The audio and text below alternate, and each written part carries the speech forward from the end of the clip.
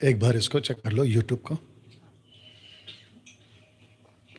धन्यवाद, धन्यवाद। Thank you father, thank you Lord, thank you Lord, thank you Lord, thank you Lord, thank you Lord, thank you Lord, thank you Lord, thank you Lord. Bless your name, bless your name, bless your name, bless your name, bless your name, bless your name. Worship you, Father, worship you, Jesus. It's okay, it's okay, it's okay. एले एक बार इसको try कर ले, इसमें ये डाला है। Thank you Jesus, catch करो। Worship you, Father. Thank you, Lord. Thank you, Lord. Thank you, Lord. Thank you, Lord. Thank you, Lord. Thank you, Lord. Yeah, okay. स्तुति हो पिता, स्तुति हो पिता, स्तुति हो पिता, स्तुति हो पिता। Thank you, Jesus. Thank you, Lord. Thank you, Lord. Thank you, Lord. Okay दोस्तों, आशा करता हूँ कि सब कुछ आपको साफ दिखाई देना, सुनाई देना बिल्कुल साफ हो रहा है। यह आप सुन पा रहे हैं। बेहद बेहद खुशी आपके बीच इस हफ्ते का पहला दिन, एपिसोड नंबर 1, जिसको लेकर आज आपके बीच में एक ऐसा टॉपिक, एक ऐसा विषय जिसको कहते हैं टाइथ एंड ऑफरिंग, यानी कि दशमांश और भेंट। इसके ऊपर आज आप लोगों से बातें होने वाली है। एपिसोड नंबर 1 और कल फिर एपिसोड नंबर 2। इस हफ्ते हम सिर्फ 2 दिन आपके बीच में बात करेंगे और उसके बाद मुझे लगता है कि थर्सडे एंड फ्राइडे गैप होगा, राइट, वेडनेसडे, फिर उसके बाद थर्सडे फ्राइडे गैप होगा। उसके बाद सैटरडे आपके बीच में हम आएंगे और संडे छिबूर के चर्च से आपके बीच में जो है वहाँ से भी हम प्रभु का वचन आपके लिए रिकॉर्ड करके डालेंगे। दोस्तों जल्दी से कनेक्ट हो जाए। नीता जी अगर आप देख रही हैं तो हम चाहते हैं कि फेसबुक और यूट्यूब की लिंक कॉपी करके व्हाट्सएप ग्रुप्स जो अपने एमएमबी के हैं, मसीह मंथन और मसीह जनता, इन दोनों में डाल दें। दोस्तों बहुत बहुत एक्साइटेड हूँ आज के टॉपिक को लेकर। जी हाँ, क्योंकि ये ऐसा विषय है जिसके ऊपर मैं समझता हूँ कि शायद ही कोई हिम्मत करता होगा, और जिसने भी की है मैं उसको सैल्यूट करता हूँ। जिसने भी इसको टॉपिक को rightly dividing the word of truth अगर ऐसे सिखाया, मैं उसको सैल्यूट करता हूँ। ऐसे पास्टर को, ऐसे लीडर को जो बाइबल को समझता है, वचन को समझता है और किसी के कहने से भावुक होकर या भावना में बहकर या किसी की कॉपी करके, अफ्रीकन्स, अमेरिकन्स, किसी की कॉपी करके वो अपने चर्च को बर्बाद नहीं कर रहा है, बल्कि सही तरीके से सीखकर परमेश्वर के वचनों को सही तरीके से रख रहा है। दोस्तों उसी कड़ी में मैं डैनियल राज आपके बीच इस टॉपिक पे बात करने जा रहा हूं। लेकिन मैं चाहता हूं कि पहले एक प्रार्थना करते हैं, उसके बाद कुछ अनाउंसमेंट्स हैं और उसके बाद इस टॉपिक को आज सिर्फ और सिर्फ 9 बजे तक, यानी 1 घंटे का ये टॉपिक होगा। कल फिर 1 घंटे का, ऐसे करके उसको हम 2 घंटे में इस विषय को समाप्त करेंगे। ओके, चलिए प्रार्थना करते हैं, फिर उसके बाद आगे की बात करेंगे। सृष्टिकर्ता पिता, यीशु के नाम से आपके पास आते हैं। प्रभु जी, मैं जानता हूं कलीसिया आपकी है। यीशु, आप इस कलीसिया को बना रहे हैं। प्रभु जी, मेरी प्रार्थना है कि जितने लोग अभी देख रहे देश और विदेश से, जहां कहीं से भी, प्रभु जी मेरी प्रार्थना है एक एक व्यक्ति को इस विषय को सीखने समझने के लिए परमेश्वर आप सहायता करें, विजडम दीजिए, बुद्धि दीजिए प्रभु जी। और खास करके मैं खुद के लिए प्रार्थना करता हूं परमेश्वर कि जिस तरीके से कई दिनों से इस विषय को स्लाइड्स के माध्यम से आप मुझे सिखा रहे हैं, और वो चीज़ें जो वचन के आधार पर कैसे उसको सिखाना है, उन सब को बताने के लिए, लोगों के बीच रखने के लिए आज इस पहले एपिसोड और कल के एपिसोड के लिए अनुग्रह मांगता हूँ। और मैं कहता हूँ कि परमेश्वर जितने भी विरोध के लोग हैं उनको बुद्धि दे प्रभु, ताकि वो बातों को समझे और बिना किसी गड़बड़ाहट के, मन को सख्त ना करते हुए, नम्र बनकर आपके अध्ययन को, शिक्षाओं को सीख सके। ये प्रार्थना यीशु के नाम से मांगते हैं, आमीन।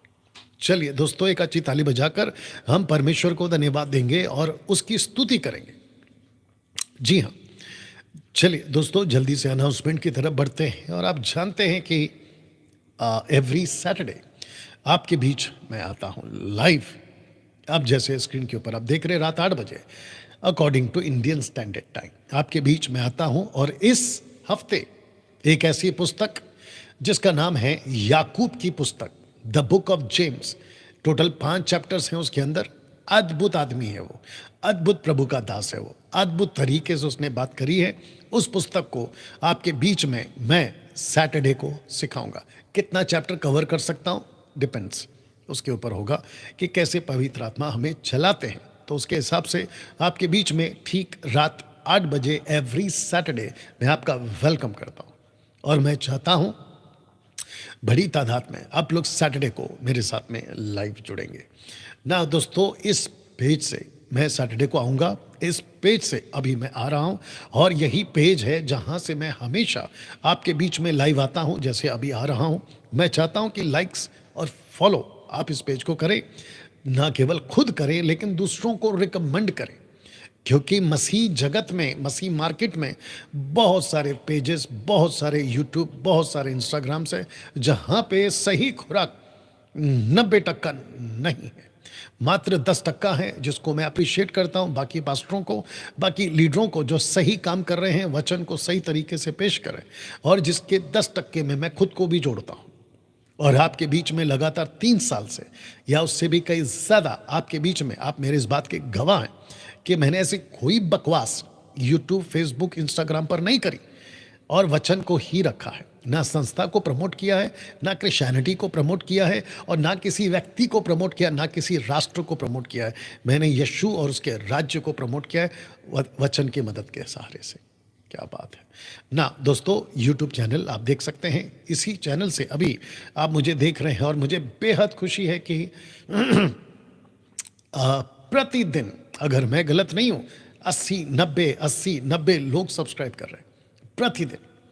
और जिसके लिए मैं परमेश्वर का धन्यवाद देता हूं, उन सभी न्यू मेंबर्स के लिए जो फेसबुक, यूट्यूब, इंस्टाग्राम पे मेरे साथ में जुड़ रहे हैं। मैं आपका रिस्पॉन्सिबिलिटी लेता हूं और वादा करता हूं कि आपको सही खुराक दूंगा, वचन की सही शिक्षा दूंगा। और साथ ही साथ मैं आपको क्यों कह रहा हूं कि प्रमोट करो, चैनल को सब्सक्राइब करो, बेल आइकॉन प्रेस करो। क्यों?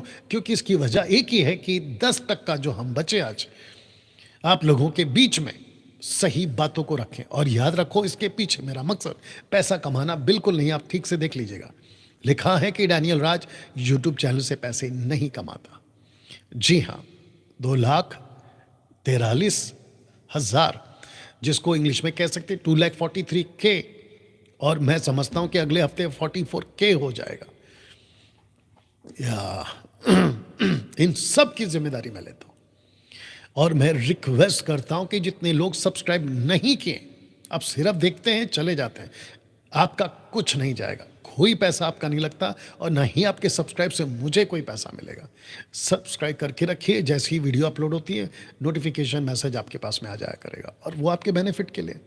ये आपको मैं कहने के लिए कह रहा हूँ ना। दोस्तों, इंस्टाग्राम पे भी फॉलोवर्स बढ़ रहे हैं, और मैं चाहता हूं कि अगर आपने मुझे अभी तक यहाँ पे फॉलो नहीं किया इंस्टाग्राम पे, तो यहाँ पे भी कर ले, क्योंकि यहाँ पे भी मैं आपके बीच में प्रभु का वचन ही सुनाता हूँ। दोस्तों, मैं आ रहा हूँ संडे, इस संडे, जी हाँ, जो कि 7 तारीख, अगर मैं गलत नहीं हूँ 7 तारीख को, इस संडे मैं आपके, नहीं 7 नहीं, 8 है शायद, 8 तारीख है, हाँ 8 तारीख को मैं आ रहा हूँ इस संडे। और मैं चाहता हूँ कि आप लोग सभी जो मुंबई के अंदर है, कुर्ला है, चेंबूर है, घाटकोपर है, आसपास का इलाका है, इवन बैंड्रा, सेंटा क्रूज, और उस तरह वाशी, कहीं से भी आप आ सकते हैं। ऑटो है, टैक्सी है, बिल्कुल हाईवे के ऊपर है। और यहाँ पे भी आपको विद पावर पॉइंट्स और कार पार्किंग, बाकी सब की सुविधा, एयर कंडीशन हॉल है आपको बैठने के लिए। ये इसलिए कह रहा हूँ क्योंकि आपको कुछ बुजुर्ग लोग हैं जिनको दिक्कत होती है, इसलिए मैं कह रहा हूँ। बाकी हम परमेश्वर की आराधना कहीं भी और किसी भी तरीके से कर सकते हैं। चलिए दोस्तों, मैं चाहता हूं कि आपको मैं वेलकम करूं मसीह मंथन बैठक से जुड़ने के लिए। इस नंबर पे आपको कॉल करना है, और जब आप यहां कॉल करते हैं तो हमारे जो लोग हैं, एमएमबी के ऑफिस के जो लोग हैं, वो आपका फ़ोन रिसीव करते हैं और वो आपको बाकी एडवाइस देते हैं क्या करना है। साथ ही साथ अगर मंथली सपोर्टर के रूप में आप आगे आना चाहते हैं, मैं आपका वेलकम करता हूँ। आर्थिक मदद आप देना चाहते हैं कि डैनियल भाई आप जो काम कर रहे हैं उसके लिए हमारा कुछ रकम पैसा परमेश्वर के राज्य के लिए इस्तेमाल हो सके तो हम देना चाहते हैं, ऐसे लोग मैं चाहता हूं कि बिना किसी लालच या दबाव या बिना किसी डर के आप बिल्कुल हर्ष के साथ दिल की गहराई से बड़े बोझ के मिनिस्ट्री को रखकर आप आगे आ सकते हैं और हमें सहयोग आर्थिक रूप में कर सकते हैं। ये बात आपको मैं कह रहा हूँ। साथ ही साथ वाईएमसी में मैं आ रहा हूँ 14 तारीख को, जो कि एवरी सेकंड सैटरडे हमारी सभा होती है। और इस नंबर पे जो 2 नंबर दिए गए हैं, रोजी जी और सचिन जी को आप कॉल कर सकते हैं, बाकी जानकारी हासिल आप लोग कर सकते हैं ना। दोस्तों इस वक्त में मैं चाहता हूं कि अब ये 2 हफ्ता और अनाउंसमेंट चलेगा, उसके बाद हमारा आ जाएगा 13 अक्टूबर, जो कि सिलेक्टेड लीडर्स के बीच में हम जो है एक मीटिंग करने जा रहे हैं और वो होगा 13 अक्टूबर को। तो मैं चाहता हूं कि 13 अक्टूबर को जितने भी लीडर्स अभी अपना अपना नाम दे चुके हैं, रजिस्ट्री करा चुके हैं, सारी तैयारी कर चुके हैं, बड़े प्रार्थना पूर्वक और बड़ी तैयारी के साथ आप लोग इस जगह पर पहुंचे जो जगह आप लोगों को पता है। दोस्तों बेहद खुशी है कि मैं गोवा भी आ रहा हूं, जी हाँ, और अपनी पूरी टीम के साथ आ रहा हूँ। और मैं चाहता हूँ कि जितने भी गोवा के लोग हैं जो एमएमबी को फॉलो करते हैं और साथ ही साथ खरी शिक्षा को सुनते हैं, मैं चाहता हूँ कि आप लोग सभी मुझे इस एड्रेस पे मिलें। बाकी जानकारी के लिए आपको मैंने नंबर दे दिया गया है, कम से कम 4 नंबर है, तो आप इनके कॉल करके इनको एड्रेस या डिटेल्स ले सकते हैं। ओके ना दोस्तों, या बहुत लोग जो खास करके पुराने न्यू मेंबर्स जो हैं और जो न्यू कमर्स हैं, न्यू पीपल यीशु को स्वीकार नहीं किए और आप तकलीफ में हैं और आप चाहते हैं कि आपके लिए कोई प्रार्थना करे यीशु मसीह के नाम से, तो एक टीम हमने बनाई है, एक व्हाट्सएप ग्रुप बनाया हमने। इस नंबर पे आप अपनी प्रार्थना निवेदन दे सकते हैं और ये जो हमारी टीम है आपके लिए प्रार्थना करेगी बिना किसी पैसे के, मुफ्त। ओके चलिए दोस्तों, अब इसको बता देते हैं कि मैट्रिमोनी मसीह मंथन बैठक का स्टार्ट हो चुका है और मैं चाहता हूं कि आप में से हर कोई जो एमएमबी का सदस्य है, आप लोग इस नंबर पे कॉल करके सिमरप्रीत कौर जी को आप अपनी रजिस्ट्री करा सकते हैं। 500 रुपीज़ रजिस्ट्रेशन चार्ज है मैट्रिमोनी का, तो उसके हिसाब से आपको ये बाकी बताया जाएगा। इसको आप देखते हैं, बात को समझते हैं और मुझे बेहद खुशी है कि जब से हमने डिबेट शो का जो कॉन्सेप्ट चलाया था, रैंडम डिबेट शो, कि कोई भी आ सकता है फ़ोन के ऊपर, जूम के ऊपर, आपको मैंने वेलकम किया था। आपको मैंने कहा था कि तुम पीठ पीछे जो डैनियल राज की वीडियो बनाकर बुराई करते हो, तुमको मौका देते हैं, आ जाओ सामने। एक भी नहीं आया, एक भी नहीं आया। अब इससे पता चलता है कि जो मैं कहता हूं ना कि ये भौंकने वाले कुत्ते हैं जो पीठ पीछे भौंकते रहते हैं, लेकिन जब इनको सामने आकर बात करने को कहो तो इनकी हिम्मत नहीं होती है। कुछ तो बहाने बना गए, ऐसा है वैसा है, अलाना है फलाना है। परेशान आत्मा कहता है कि हमको 2 घंटा चाहिए, 20 मिनट नहीं टिक सकता, 2 घंटा कहाँ से दे दे उसको। तो ऐसे लोग हैं। एक को हमने सामने से कॉल किया तो बंदा गायब, और जिसने कॉल करके बोला तो वो बहाने बना गया। उसका नाम क्या था, सुरेश। ऐसे कई लोग हैं, आप सोच नहीं सकते हैं कि मसीह के देह में ऐसे ऐसे छचुंदर भरे पड़े हैं। मैं आपको क्या बताऊं, बोलते बहुत हैं, जब सामने का आने का मौका दे तो आते नहीं हैं। तो इसके चलते मैं चाहता हूं कि ये जो दहशत है ना डैनियल राज के प्रोग्राम की जो दहशत है, मैं चाहता हूं कि इनके अंदर और बने और साथ ही साथ आप लोग भी आगे आओ। तो जिसके चलते ये स्लाइड मैंने रखा हूं और मैं आगे भी रखता रहूंगा। लिखा है कि जैसे ही आप किसी को किसी की बुराई करने वाली वीडियोस को देखो तो समझ जाना कि ये यूट्यूब का गुंडा है। ये यूट्यूब का गुंडा है। गुंडे क्या करते हैं, धमकी देते हैं लेकिन सामने नहीं आते। तो जिसके चलते मैं चाहता हूं कि आप लोग जागरूक हों। मेरा फर्ज है आपको जागरूक करना, मेरा फर्ज है आपको जागरूक करना। जी हाँ, मेरा फर्ज है आपको जागरूक करना। ओके, तो जिसके चलते मैं आपको जागरूक करता रहूँगा, आपको होशियार करता रहूँगा। इन लोगों को सब्सक्राइब अगर आपने करके रखा, जैसे ही आपको पता चले ये किसी की थंबनेल उसकी फ़ोटो डालकर बनाता है तो समझ जाना कि ये गुंडा है। तो जिसके चलते आपको इसका कंटेंट क्या बोलते हैं, कंटेंट जैसे ही पता चला कि ये बकवास वाला आदमी है, सीधा अनसब्सक्राइब, माथा पेची नहीं चाहिए। चलिए दोस्तों, इन सब को बात को बताकर आपके बीच आ गए हैं इस टॉपिक के पहले एपिसोड पे। ये सिर्फ 2 एपिसोड में खत्म हो जाएगा। ट्राइयून गॉड का जो विषय है, टोटल 9 एपिसोड बनाया मैंने, या 9 एपिसोड्स। अगर आपने नहीं देखा है तो मैं चाहता हूं कि देख ले। ट्राइयून गॉड गजब की टीचिंग है, और मैं आपसे वादा करता हूं कि मैं उसको एक एपिसोड में कन्वर्ट करूंगा, और उसको आपके बीच में 1 शॉट में जो इंपॉर्टेंट पॉइंट्स हैं, डिटेल में ना जाते हुए इंपॉर्टेंट जो पॉइंट्स है वो आपको मैं जरूर दूंगा। तो आ जाते हैं आज इस टॉपिक के ऊपर। आशा करता हूं कि यहाँ पे 250, ओके, वहाँ पे 420, तो तकरीबन 600 साढ़े 600 के ऊपर आप लोग अभी जुड़ चुके हैं। मेरी रिक्वेस्ट है कि जितने भी लोग फेसबुक यूट्यूब पे देख रहे हैं, जितना और जैसे हो सके शेयर करिए, प्लीज़ शेयर करिए, वॉच पार्टी करिए, फेसबुक पे शेयर करिए। इसकी लिंक उठा के आपके जितने भी ग्रुप्स हैं, व्हाट्सएप ग्रुप चलते हैं, वहाँ पे पेस्ट कर दीजिएगा, और उनको इनवाइट करिए देखने के लिए कि लाइव चल रहा है ताइद के ऊपर। और मैं समझता हूँ कि दशमांश के ऊपर लोगों की दिलचस्पी होगी कि भाई ये डैनियल राज बोल क्या रहा है, खास करके वो लोग जो दशमांश के पक्ष में। देखिए, आपको अभी से बता दूं कि 2 ग्रुप है, टोटल 2 ग्रुप है। एक जो दशमांश को मानता है कि देना चाहिए। 2 ग्रुप से मेरा मतलब है कि एक ग्रुप के अंदर पास्टर भी मानता है कि दशमांश देना चाहिए, और चर्च के लोग भी मानते हैं कि देना चाहिए। तो जिसके चलते पास्टर कहता है कि ताई दो, और कलीसिया एक्सेप्ट कर लेती है, कहते हैं कि जी हाँ हम देंगे। अब उसकी क्या क्या वजह है कि उनका मानने का, आपके बीच में आज रखूंगा और कल भी रखूंगा, और बहुत सारे खुलासे आपके बीच में करता चला जाऊंगा। दूसरा ग्रुप क्या करता है, नहीं मानता। वो क्यों नहीं मानता, उसके भी पीछे वजह है। और जो ग्रुप नहीं मानता, पास्टर नहीं मानता, उसके लोग नहीं मानते, उस कैटेगरी में डैनियल राज खुद को रखता है, मैं खुद को रखता हूं। क्योंकि मैं आपको अभी से बता दूं कि दशमांश को, या दशमांश की जो कॉन्सेप्ट है, मैं इसको नहीं मानता। मैं मानता हूं कि परमेश्वर को 10 नहीं, 10 से ज्यादा देना चाहिए। मैं मानता हूं कि दबाव से नहीं, हर्ष से देना चाहिए। मैं मानता हूं, जो कि मैं कल कनेक्शन रखूंगा, कि जब मूसा को परमेश्वर ने कहा एक्सोडस चैप्टर 25 में, उनको कहा कि जितनी अपनी मर्जी से भेंट लाना चाहे वे अपनी मर्जी से भेंट लाएं। कहां कहा, 25 में। लेकिन जैसे ही 36 चैप्टर आता है, इतना भंडारा आया, इतना पैसा आया कि परमेश्वर को, मूसा को बोलना पड़ा कि भाई बस करो। तो इसको कहते हैं कि जब मर्जी से देते तो ऐसे आता है, लेकिन जब दबाव से देते तो हालांकि 3-10 खड़ा हो जाता है।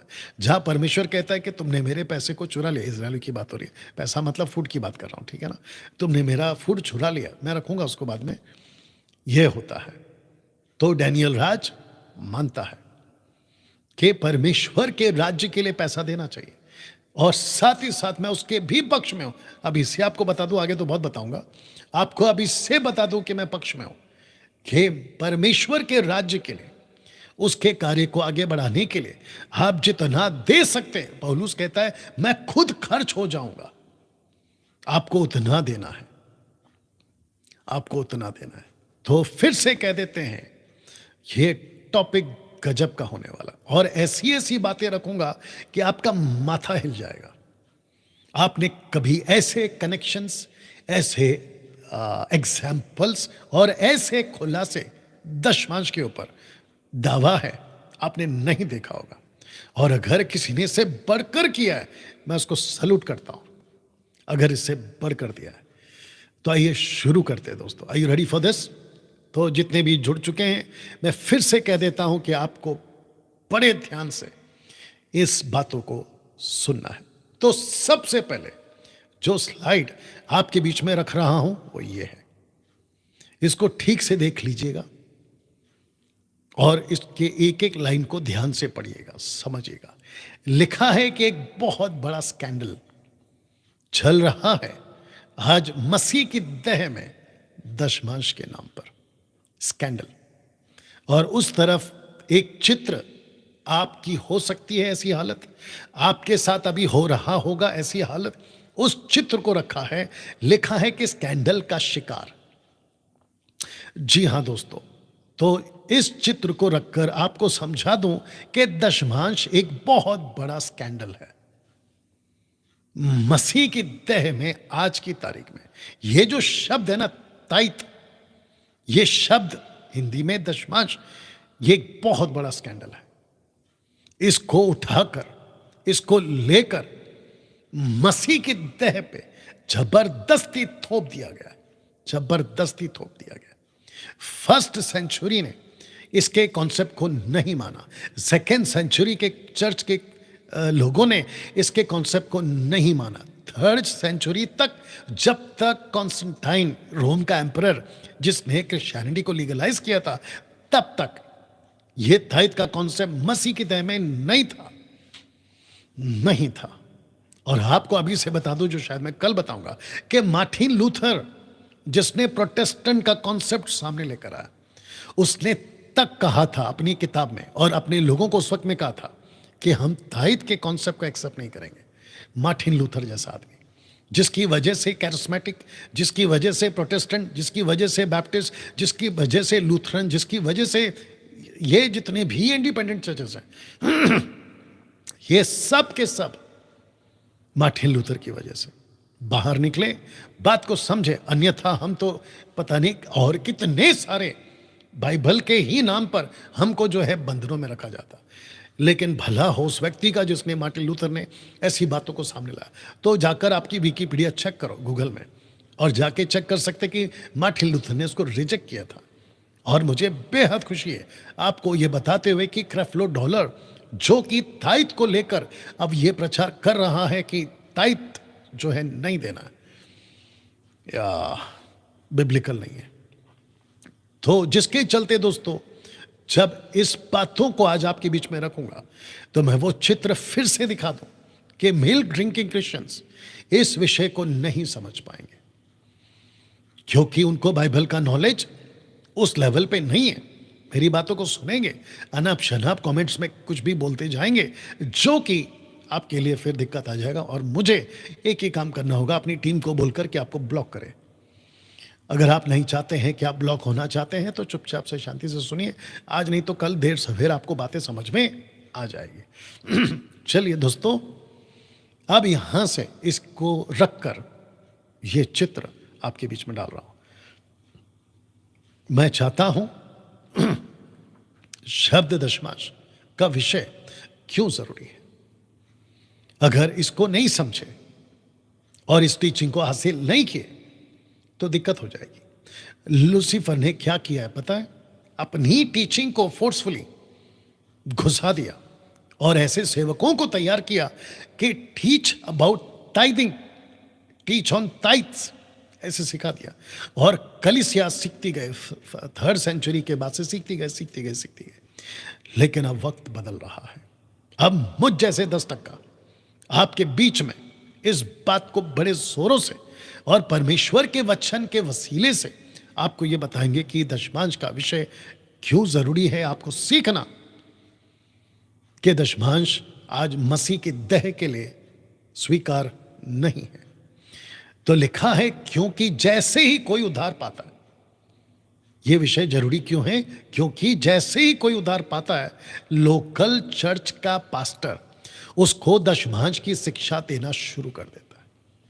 मैं आपको बताता हूं कि क्या हो रहा है, बड़े ध्यान से सुनना। एक व्यक्ति उद्धार पाता है, वो बेचारा वैसी तकलीफ में 800 करोड़ की आबादी, 8 billion population of the world, उसमें से इक्का दुक्का ही कोई होगा जिसने ये कहा कि मुझे लाइफ में कोई तकलीफ नहीं है, वो चाहे रोडपति हो या करोड़पति हो। ऐसा कोई ही होगा जो मुझे तकलीफ नहीं है। तो उसकी गिनती फिर हम इंसानों में करें, ये भी प्रश्न उठता है, अगर उसको तकलीफ ही नहीं है। तो ऐसे लोग जब प्रभु में आते हैं, या तो बीमार, या तो कर्जा, नौकरी, बिजनेस, या कोई और पारिवारिक समस्या, या फिर कोई और मानसिक समस्या, ये आ जाते हैं प्रभु में। और जब प्रभु में आते हैं तो आपको पता है लोकल पास्टर क्या करता है?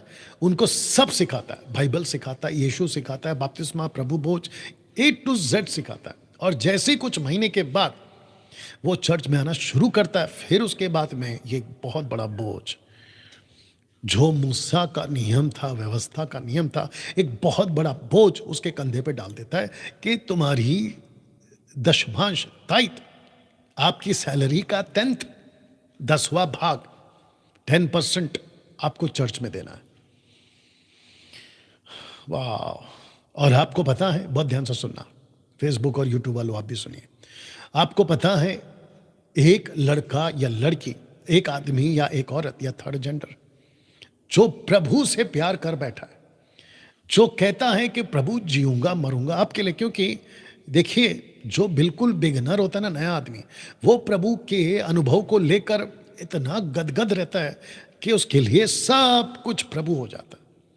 ऐसे टाइम पे ये लोकल चर्च का पास्टर अपना हथौड़ा मार देता है, कहते हैं अभी लोहा गर्म है, मारो हथौड़ा। और वो बेचारा पास्टर के वजह से उसको बपतिस्मा मिला होता है, पास्टर की वजह से उसको प्रभु की शिक्षा मिल रही होती है, लोकल पास्टर की वजह से उसको प्रभु भोज दिया जा रहा होता है, लोकल पास्टर की वजह से उसको प्रभु की पहचान हो रही होती है, और चर्च के अंदर मसीह लोग उसको संगति में मिल रहे होते हैं, और पास्टर उसके लिए यीशु के बाद यीशु के नजदीक ले जाने वाला वो व्यक्ति होता है।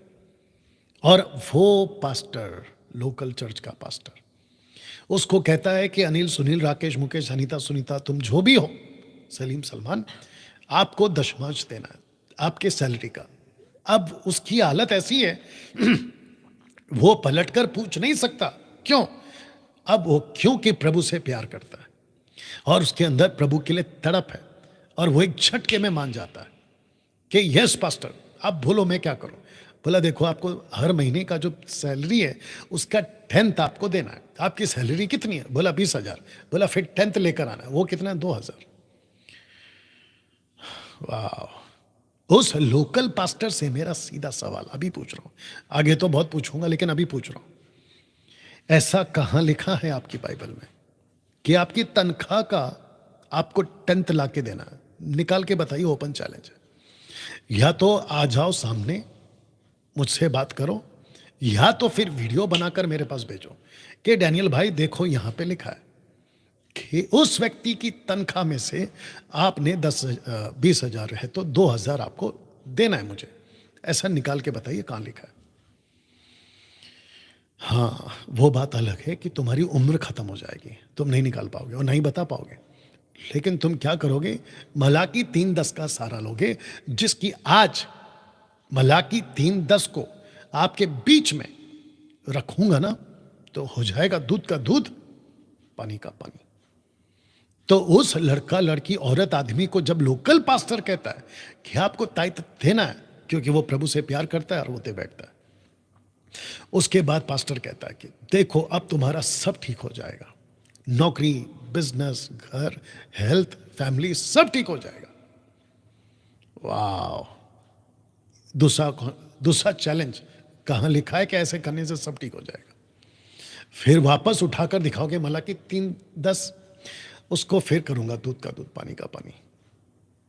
तो जितने भी मेंबर्स अभी देख रहे हैं, यहां 320 है और वहां 540 है, 850 के आसपास या 850 के आसपास आप लोग अभी जुड़ गए। मैं एक एक मेंबर को पूछूंगा, पैसा आपका है, आपके पैसे से आपके साथ कहीं स्कैंडल तो नहीं हो गया? और किसके नाम से? दशमांश के नाम से। वाह! आप ये भी पूछ सकते हैं, अभी बैठे बैठे आपके मन में चल रहा होगा कि डैनियल भाई, तो क्या हम चर्च के सपोर्ट के लिए, पास्टर की सैलरी के लिए क्या पैसे नहीं दे? मैं उसके ऊपर आऊंगा अभी, या तो आज नहीं तो कल आऊंगा उसके ऊपर। लेकिन सबसे पहले ये जो टैग है ना दशमांश का, इसको पहले समझो। इसको कहते हैं जबरदस्ती। जो मसीह बन जाता है उसके कंधे पे ये बहुत बड़ा बोझ डाल दो। तो जिसके चलते मैंने यहां पे क्या रखा था आपके लिए, ये वाला दशमांश, एक बहुत बड़ा स्कैंडल। तो दोस्तों, इसके आगे बारीकी से एक एक बात को समझना होगा, और जो रिकॉर्डेड वीडियो जब भी देखे, कल, परसों, तरसों, 10 साल बाद भी देखें, बारीकी से बात को समझना। और मैं चाहता हूं अभी से आपको ये बता दो कि थंबनेल भी कुछ अलग ही होगा मेरा इस टॉपिक का, कि दशमांश देने से पहले मेरी इस वीडियो को एक बार, 2 एपिसोड है उसको पूरा देख लेना। ज़्यादा से ज़्यादा 2.5 घंटे जाएंगे आपके, लेकिन ये 2.5 घंटा आपकी पूरी मसीहत में जो स्कैंडल चल रहा है ना दशमांश के नाम पे, उसको साफ कर देगा। चलिए दोस्तों, दशमांश की शिक्षा मसीह की देह के लिए नहीं है, लेकिन 90% कलीसिया में ये शिक्षाएं दी जा रही है, 90%। जबकि टीचिंग ऑन टाइट्स, शिक्षा दशमांश की, ये कभी कभी कभी भी मसीह की देह के लिए नहीं था, नहीं था, नहीं है। बिल्कुल साफ। आप यीशु को उठाकर देख लो, यीशु की 4 किताबें उठाकर देख लो, पतरस की किताबें उठाकर देख लो, पौलुस की किताबें उठा के देख लो, फिलिप की उठा के देख लो, तिमोथी की उठा के देख लो, तीतुस की उठा के देख लो, याकूब की उठा के देख लो, फिलेमोन की उठा के देख लो। आपको कभी किसी ने दशमांश की शिक्षा देते हुए आपको बाइबल में नहीं मिलेगा, नहीं मिलेगा। अब आप सोच रहे हैं मैंने क्यों कहा था कि बहुत बड़ा स्कैंडल है। अब आपको पता चल रहा है मसीह की देह में सब कुछ छोड़कर, एक तो चर्च होता है 2 घंटे का, ज़्यादा से ज़्यादा अगर बड़ा चर्च है तो 4 घंटे का या 6 घंटे का, उसके अंदर सबसे ज़्यादा मटीरियल पैसे से कनेक्टेड होता है। उन पास्टर की बातें, मेगा चर्च के पास्टर की बातें, लोकल चर्च के पास्टर की बातें, या तो पैसा ताइद को लेकर, कोई विशेष धान को लेकर, ये फंक्शन वो फंक्शन। लाखों लोग जब चर्च जाते हैं पहली बार, और जो पैसा पैसा पैसा करता है उनको ठोकर लगती है, और जिसके चलते होता क्या है, वो अपने चर्च वापस उस बहन के साथ या दोस्त के साथ जाना बंद कर देते हैं। कहते हैं कि यार ये क्या चल रहा है, पैसा पैसा क्यों। या आज ये स्कैंडल बड़े जोरों से चल रहा है, लोकल चर्चेस में, ऑनलाइन चर्चेस में, मेगा चर्चेस में, हाउस चर्चेस में, इन सभी जगह पे ये स्कैंडल बड़े जोरों से चल रहा है। ताज्जुब की बात यह है, आपने देखा भी होगा, जितने लोग देख रहे हैं बड़े ध्यान से समझना होगा कि जब ये प्रोग्राम करते हैं, मुझ जैसे ऑनलाइन वाले जब ये प्रोग्राम करते हैं, मैं तो अभी तक कभी नहीं किया, नहीं करूंगा आगे, उनके नीचे ना आपको उनका एक अकाउंट डिटेल का एक स्क्रॉल चलते रहता है, और ऊपर से क्यूआर कोड, और ऊपर से अपने बैंक डिटेल्स, कांटेक्ट नंबर, और उसके ऊपर क्या लिखा रहता है कि जिसको भी प्रार्थना की जरूरत है इस नंबर पे फोन करे। ये है तरीका लोगों को स्कैंडल में फंसाने का, ये है तरीका। बेचारे फ़ोन करते हैं, खास करके महिलाएं, वो फ़ोन करती हैं और कहते हैं कि पास्टर जी, प्रभु के दास जी, आपका हम आदर करते हैं, जो कि करना भी चाहिए अगर सही प्रचारक है तो। आप है ना, हमको बाइबल की ये बता दो, वो दिक्कत है, ये दिक्कत है, हमको परेशानी है, प्रार्थना कर दो। फिर ये स्कैंडल वाले, पैसे के लालची वाले, पेटू सेवक, ये फिर क्या करते हैं, उनको अपनी बातों में ऐसा गोल गोल घुमा देते हैं कि वो बेचारे फंस जाते हैं, और फिर वो पैसे पे पैसे लुटाते रहते हैं, और अपनी क्या कहते हैं, जो गरीब थे बेचारे और गरीब बन जाते हैं। लेकिन जो ऑनलाइन प्रीचर होता है वो अमीर हो जाता है, वो अमीर हो जाता है। अब आप सोच के देखिए कि कितना बड़ा स्कैंडल है ये। या डैनियल भाई, आप जब ऐसी ऐसी बातें करते हैं तो आपको डर नहीं लगता? अच्छा, ये सवाल तो उनसे पूछना चाहिए जो ऐसी हरकतें करते हैं। तुम लोग ये हरकतें जब करते हो, तुमको प्रभु का डर नहीं लगता? या नहीं डरता भाई, नहीं डरता हूं मैं। जो सही है वो आपके बीच में रखूंगा। तो जिसके चलते मैंने लिखा है कि मैं डैनियल राज किसी भी चर्च या पास्टर के खिलाफ नहीं हूं। आपका पैसा है, चुनाव भी आपका ही होना चाहिए। जिसको जैसा करना है वो करे, पैसा आपका है। और जो लोग देख रहे हैं, क्या है यहाँ पे 350 है, वहां पे 600 के ऊपर हैं। आप लोग जितने भी 950 के आसपास लोग देख रहे हैं, मैं उन सबको कहता हूं कि पैसा आपका है, पैसा आपका है, चुनाव भी आपका है। आपको जो करना है आपके पैसे के साथ में करो। आपको पास्टर को BMW खरीद के देना, वो भी चुनाव आपका है, मैं उसमें कुछ नहीं कर सकता। और ना ही मैं बीच में आऊंगा और ना ही मुझे कोई दिक्कत है। लेकिन डैनियल राज दशमांश की टीचिंग जरूर देगा, और लिखा है स्क्रिप्चर को ठीक से काम में लाकर। तो जिसके लिए आज इस विषय पे एपिसोड नंबर 1 आपके बीच में आज सिखाऊंगा। तो कुछ बातें आपको समझनी है, कुछ बातें जब यहां पे रखूंगा आपको उसको अपना जो भी बाइबल का ज्ञान है उसके हिसाब से आपको चलना होगा। तो फिर से पूछ रहा हूं, are you ready for this? तो सबसे पहले आप ये पढ़ लीजिएगा। आपको पता है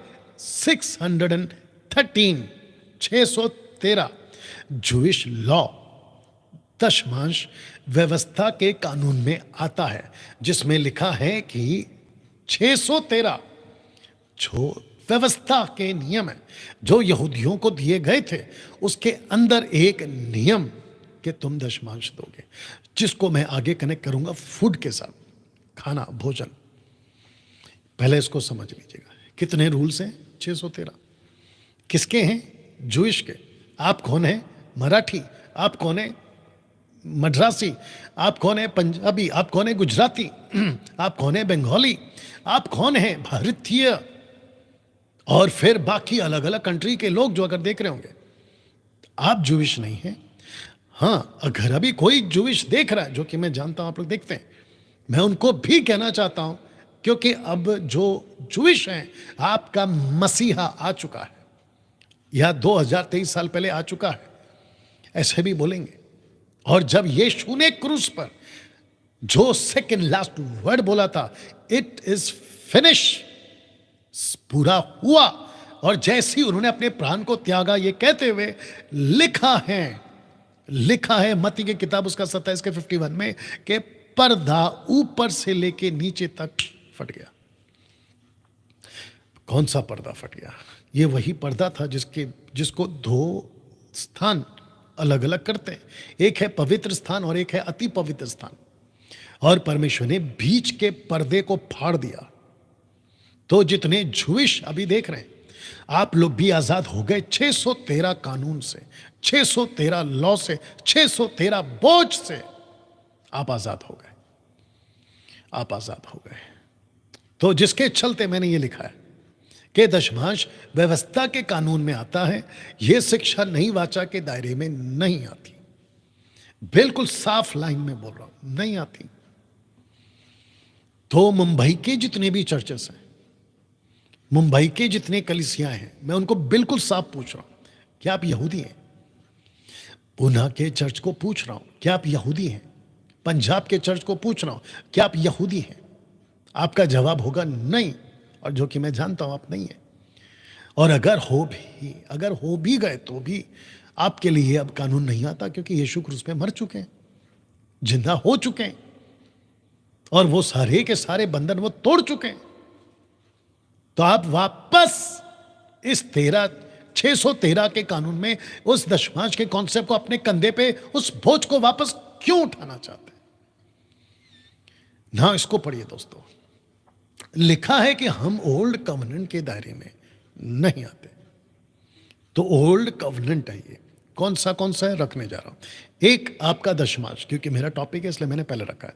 दूसरा है खतना, और तीसरा है सबत, और फिर उसके बाद में सब नियम जो मंदिर के अंदर किए जाते हैं, वो सब के सब आते हैं ओल्ड कवनेंट के दायरे में, जिसको बाइबल कहती है न्यू टेस्टमेंट में कि हमारे जो पूर्वज थे, यानी कि यहूदियों की बात कर रहा हूं, वो जो पूर्वज थे उसको उठा कर और उसके बोझ के थले दब दब कर, वो कभी भी किसी भी तरीके से किसी भी प्रकार का व्यवस्था या किसी भी प्रकार का कानून जो अंडर लॉ आता है मूसा का, वो उसको पूरा नहीं कर सके, जिसके चलते परमेश्वर ने कहा, क्योंकि व्यवस्था को खत्म करना है, दूसरे शब्दों में उसको फिनिश करना है, उसको कंप्लीट करना है, तो यीशु को पैदा किया व्यवस्था के दायरे में। यीशु का खतना हुआ है 8 दिन में, यीशु का पालन पोषण हुआ है व्यवस्था के दायरे में। जो कस्टम था, जो सिस्टम था, जो कपड़े थे, जो खाना था, वो सब कुछ व्यवस्था के दायरे में। क्योंकि जिसको हम यहोवा कहते हैं ना, वो यहोवा परमेश्वर, इसी प्रकार से काम कर रहा था कम से कम यीशु के पैदा होने से पहले 4000 साल तक, आदम से लेके जॉन द बैप्टिस्ट तक इसी तरीके से काम करता था। मैं अलग हूं तो मेरे लोग अलग होने चाहिए, मैं अलग हूं तो उसका नियम भी अलग होना चाहिए, जिसके चलते परमेश्वर ने यह व्यवस्था लाई थी। क्योंकि वहां देवी देवता थे, उनके हिसाब से ये नहीं चलना चाहिए, मेरे हिसाब से चलना चाहिए। इनका कपड़ा अलग, इनका खाना अलग, इनका रहन सहन अलग, इनके कल्चर अलग, इनके कपड़े, हर चीज अलग। तब जाकर परमेश्वर ने ये सब कुछ दिया था। लेकिन जब यीशु आते हैं और इन सबको कंप्लीट कर देते हैं, कंप्लीट कर देते हैं, और जब कोई चीज खत्म हो चुकी है तो वापस उसके दायरे में क्यों जाना भैया, या वापस उसके दायरे में क्यों जाना? तब जाकर परमेश्वर का एक सेवक जिसका नाम है पौलुस ये वचन लिखता है, गलातियों 5:1 कहता है कि मसीह ने स्वतंत्रता के लिए हमें स्वतंत्र किया है। स्वतंत्रता के लिए हमें स्वतंत्र किया है। यह स्वतंत्रता क्या है? वाह, इसको कहते हैं व्यवस्था से आपको आजाद कर दिया। इसको कहते हैं कि आपको दशभान से आजाद कर दिया। इसको कहते हैं कि आपको खतना के नियमों से आजाद कर दिया। इसको कहते हैं कि सब्बत के नियमों से आपको आजाद कर दिया। इसको कहते हैं कि मंदिर के अंदर जो एनिमल सैक्रिफाइस होते थे, ब्लड सैक्रिफाइस, उससे आपको आजाद कर दिया। तो लिखा है कि मसीह ने स्वतंत्रता के लिए हमें स्वतंत्र किया है, तो इसी में स्थिर रहो। जिसमें आपको आजाद किया है उसी में बने रहो, उसी में स्थिर रहो। अब इसको पढ़ो, दासत्व के जुए में फिर से ना जुतो। ये दासत्व का जुआ क्या है? व्यवस्था। तो आजकल पास्टर आपको क्या कहां लेके जा रहा है? लोकल पास्टर कहता है कि दशमांश दो। जानते हो मार्टिन लूथर ने क्या कहा, जिसकी मैं कल हिस्ट्री पढ़ रहा था। मार्टिन लूथर कहता है कि अगर मूसा का एक नियम यानी कि ताइथ अगर उसको मानते हो तो बाकी जितने भी है ना 612 नियम उसको भी मानना पड़ेगा। तो तुम्हारी ताकत है मानने की। तब जाकर पौलुस ये बात को लिखता है।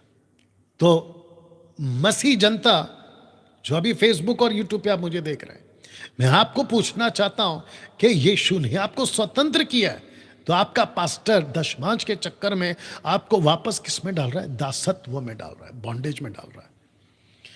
और मैंने क्या कहा था कि यह बहुत बड़ा स्कैंडल है, यह बहुत बड़ा स्कैंडल है।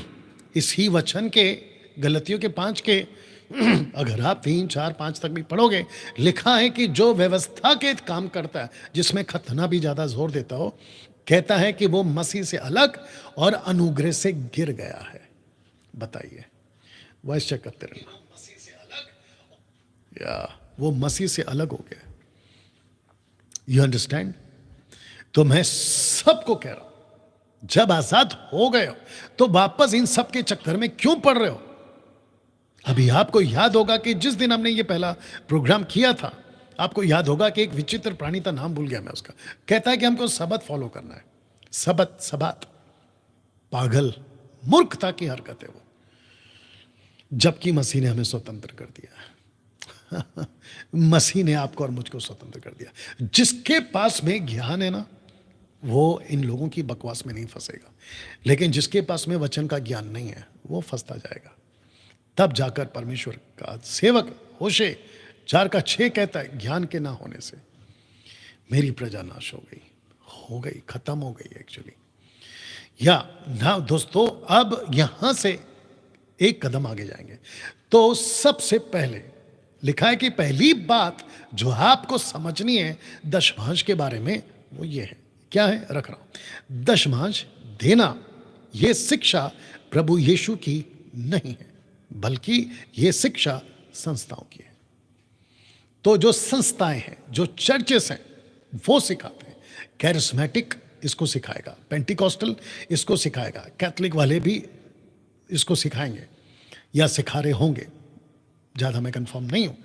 और साथ ही साथ बाकी जितने भी जो बाइबल को अलग तरीके से लेते हैं वो पक्का सिखाएंगे। तो इनकी गिनती आती है संस्था में। तब जाकर लिखा है कि संस्था बहुत कुछ सिखाती है जो बाइबल में नहीं होती। संस्थाओं की शिक्षा को बाइबल से मत जोड़िए। तब जाकर पौलुस एक वचन को लिखता है, 1 कुरिन्थियों 4:3 में, 1 कोरिन्थियों चैप्टर 4 वर्स 6 में इनफैक्ट कहता है कि लिखे हुए से आगे नहीं जाना। लिखे हुए से आगे नहीं जाना। वाह, संस्था की टीचिंग है ना आपके पास, इसकी तो नहीं है ना। तो जो इसकी टीचिंग है ना वो लेके चलो। आपको डैनियल राज संस्था की टीचिंग नहीं दे रहा है, बल्कि मैं आपको बाइबल की टीचिंग दे रहा हूं। अगर मैं संस्था की टीचिंग दे रहा होता, ओ हो आप सोच नहीं सकते कि कितने लोग, है ना, अभी लाइव जुड़ जाते हैं मेरे पास, कम से कम 5,000 तो हो ही जाते हैं या। तो वापस से कह दे रहा हूं, हम संस्था के हिसाब से नहीं चलेंगे, हम बाइबल के हिसाब से चलेंगे, ठीक है ना। ना दूसरी बात जो आपको समझनी है दशमांश के बारे में वो ये है, are you ready for this? आपके पैसे से आपके परमेश्वर का कोई लेना देना नहीं। वाह, मैं इसको कुछ सेकंड तक रखूंगा और मैं चाहता हूं कि इसको मैं फिर से पढ़ूं और आपको अच्छे से समझाऊं कि आपके पैसे से आपके परमेश्वर का कोई लेना देना नहीं। आपका पैसा अपनी जगह पे, परमेश्वर अपनी जगह पे। आपके पैसे का कनेक्शन परमेश्वर के साथ में है ही नहीं। वो चाहे आपकी तनख्वाह का पैसा हो या आपके कारोबार का पैसा हो, आपके बिजनेस से पैसा आता हो उसका हो या आपकी तनख्वाह का हो। डैनियल भाई इसका मतलब क्या है? इसका मतलब ये है कि पैसे के चक्कर में प्रॉफिट, नॉट भविष्यवक्ता, मनी प्रॉफिट की बात कर रहा हूं, प्रॉफिट, उसके चक्कर में, राइट है, उसके चक्कर में, मनी प्रॉफिट के चक्कर में प्रॉफिट्स के पास नहीं चले जाना। हाँ, ये भी ठीक है। तो आप लोगों की सबसे ज्यादा दिक्कत क्या होती है? मेरा बिजनेस नहीं चल रहा है, मेरी नौकरी सक्सेस नहीं हो रही है, मैं परमानेंट नहीं हो रहा हूं, मैं उसके लिए क्या करूं? पास्टर आपको बना देता है उल्लू और आप फंस जाते हो उसके स्कैंडल में। कहते हैं कि अच्छा ठीक है तुम ताई देते हो। बोला अरे पास्टर जी वो तो हमने नहीं दिया अभी तक। बोला एक काम करो, ताई देना शुरू करो। बोला उससे क्या होगा? बोला परमेश्वर की आशीष है। बोला वो कहां लिखा? बोला कि 3-10 जिसको मैं आज करूंगा ठीक, दूध का दूध पानी का पानी। वाह, इसको कहते हैं कि दुनिया का सबसे बड़ा धोखा आपके साथ हो जाता है। और किसके चक्कर में? पैसे के चक्कर में। मैं इसको बिल्कुल साफ बोल रहा हूं कि आपके पैसे से आपके परमेश्वर का कोई लेना देना नहीं है, कोई लेना देना नहीं है।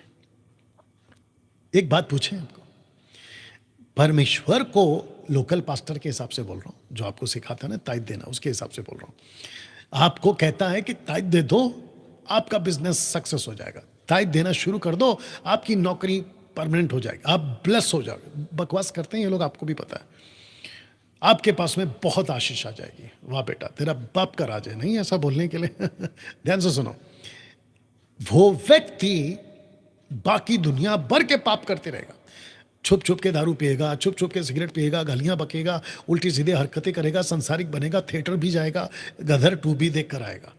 वो सब कुछ करके वो कहता है कि देखो पास्टर जी मैं तो ताइद दे रहा हूं, 6-5 महीने हो गए, 1 साल भी हो गए, लेकिन ब्लेसिंग नहीं आ रही है। कहां से आएगी? क्योंकि तेरा रिश्ता प्रभु के साथ ठीक नहीं है और तू ताइद दे के लगा पड़ा है कि मेरा सब कुछ ठीक हो जाएगा। बाबा जी का राज है क्या? थोड़ा दिमाग लगाओ, है ना, थोड़ा दिमाग लगाओ। क्योंकि जब तक डैनियल राज बोलता नहीं था ना तब तक सब ठीक था इनके लिए, लेकिन जब मैंने बोलना शुरू किया, ये खास करके ताइत वाले, जिब्रिश वाले और ठपाक वाले, इन सबको मैं खटकने लगा और अभी भी खटकता हूं। ये बात सही है, अभी भी खटकता हूं और मुझे इससे कोई फर्क नहीं पड़ता, क्योंकि मुझे रखा ही प्रभु ने आपके बीच में, मुझे रखा ही प्रभु ने। 3 साल पहले 2020 जब से लॉकडाउन लगा, डंके की चोट पे परमेश्वर ने बोला डैनियल खड़ा हो जा और तेरे को मैं तैयार करता हूं। और आप देख लीजिए, और मैं कितनी गवाहियां सुनता हूं कि just because of my videos, मेरी वीडियो देख देख के लाखों लोग गलत शिक्षाओं से बाहर आए। यहां तक कि पास्टर लोग भी हैं कई तादाद में, वो तक भी अपनी डॉक्ट्रिन को ठीक करके अभी सही कलीसिया चला रहे हैं। और इसका सारा श्रेय सिर्फ और सिर्फ प्रभु को जाता है। You understand? तो दोस्तों वापस से कह देता हूं कि आपके पैसे से आपके परमेश्वर का कोई लेना देना नहीं। आप अपना जीवन ठीक रखो, दैट्स इट। डैनियल भाई फिर पैसे का क्या करें? लगे हाथ जल्दी से बता दूं कि पैसे का क्या करें। तो पैसे आपको दिए हैं, आपकी नौकरी है, आपका बिजनेस है, आप मेहनत करते हैं, बैंक बैलेंस करो, बच्चों को पढ़ाओ, आपके क्या कहते हैं ना, आगे जाके आपके बच्चों के लिए जो फ्यूचर है उसको बनाओ, उसको तैयार करो, इसमें लगाओ पैसा। आपके पास अगर ज़्यादा पैसा है तो बिजनेस करो, एक बिजनेस है उसको डबल करो। एक गाड़ी खरीदी तो दूसरी गाड़ी खरीदो बिजनेस के लिए। आपने एक कंपनी शुरू की तो दूसरी करो। और फिर पास्टर के क्या करे, तुम्हारा दिल करे तो बिल्कुल दो, कितना दे, जितना दे सकते हो तुम्हारे को लगता है प्रभु की अगुवाई से उतना दो, मना किसने किया। चर्च के लिए पैसा दे सकते हैं, बिल्कुल दे सकते हैं। चर्च की कुछ जरूरत के लिए पैसा दे सकते हैं, बिल्कुल दे सकते हैं, मैं एग्री करता हूँ।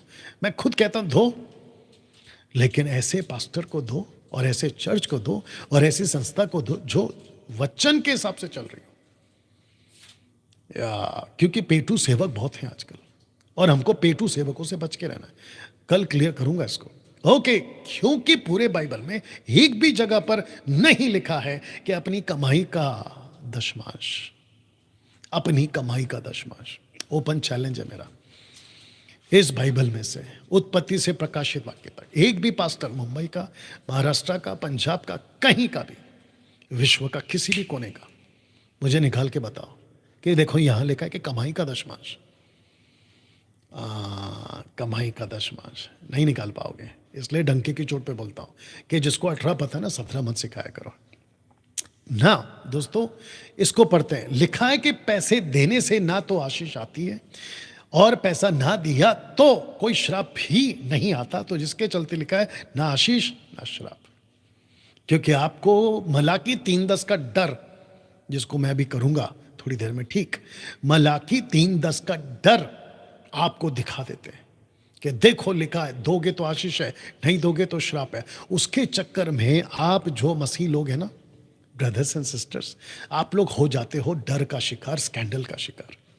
और जिसके चलते होता क्या है, आपको ऐसा लगता है कि अरे बाप रे, अगर प्रभु को नाराज कर दिया तो प्रभु मेरी नौकरी, मेरा बिजनेस। आपको लगता है कि प्रभु ऐसा करेगा? आप सोच के देखिए कि जिस प्रभु ने आपको श्रापों से आजाद किया। माइक रेडी है? एक वचन दिमाग में आ रहा, रोमियो की किताब, उसका 7:6, अगर मैं गलत नहीं, रोमियो 7:6, रोमियो 7:6। जी पढ़िए, Romeo, the book of Romans chapter 7:6, देखो पढ़ो। परंतु जिसके बंधन में हम थे उसके लिए मरकर अव्यवस्था से ऐसे छूट गए कि ऐसे छूट गए या छूट गए? छूट गए। अच्छा छूट गए, ओके। कि वापस पढ़िए शुरू से जी। परंतु जिसके बंधन में हम थे उसके लिए मरकर अव्यवस्था से ऐसे छूट गए कि लेख की पुरानी रीति पर नहीं वरन आत्मा की नई रीति पर सेवा करते हैं। तो हम लोग क्या हो गए? छूट गए। हम लोग छूट गए या छूट गए, जो भी आपको ठीक लगे। You understand? लिखा है कि पुरानी लेख पर और उस बंधन पर अब हम नहीं है। डंके की चोट पे बोल रहा हूं, विद द स्क्रिप्चर बात कर रहा हूं, यीशु को सामने रखकर और पवित्र आत्मा की उपस्थिति में जो मेरे साथ है, रखकर कह रहा हूं कि जो एक बार यीशु को अपना प्रभु मुंह से कबूल, मन से विश्वास कर लेता है, उसके पूर्वजों के पूर्वजों के पूर्वजों के, इधर के उधर के, ऐसे के वैसे के तैसे के, किसी भी प्रकार के श्राप का बंधन वो नहीं रहता, नहीं रहता।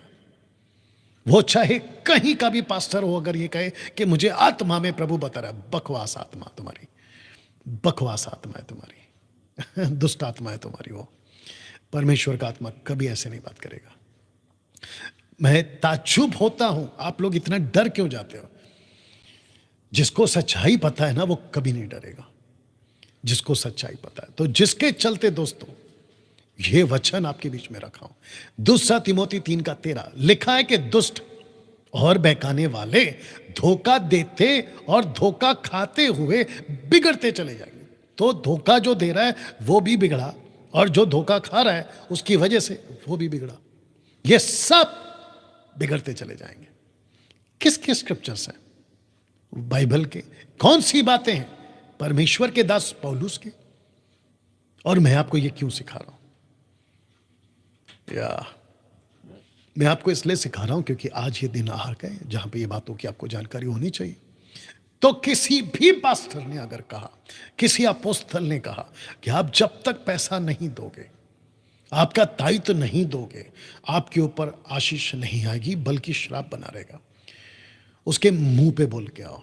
आपकी बकवास की टीचिंग अब नहीं सुनेंगे हम, उसके मुंह पे बोल के आओ और उसको पूछ पी लेना कि ये दुकान कब बंद करोगे, क्योंकि ऐसी कोई टीचिंग बाइबल की नहीं है।